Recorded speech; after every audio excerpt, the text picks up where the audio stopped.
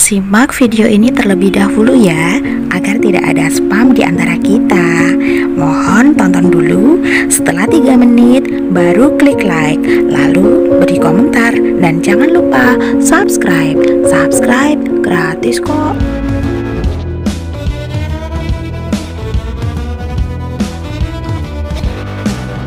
Teks biografi merupakan suatu teks yang menceritakan kehidupan tokoh dalam mengarungi kehidupannya. Teks ini biasanya ditulis oleh orang lain yang memiliki tujuan agar orang lain dapat meneladani kisah dari tokoh tersebut. Isi dari teks biografi adalah kisah-kisah menarik dari sang tokoh, riwayat pendidikan, dan juga kelebihan-kelebihan yang dapat dijadikan inspirasi untuk semua orang. Ada 2 jenis untuk biografi ini. Yang pertama adalah autobiografi. Autobiografi adalah biografi yang ditulis oleh dirinya sendiri. Jadi sang tokoh menceritakan kehidupan yang ditulis oleh dia sendiri. Kemudian untuk biografi adalah kisah tokoh yang ditulis oleh orang lain. Jadi jangan sampai tertukar untuk jenis biografi dan autobiografi ini ya.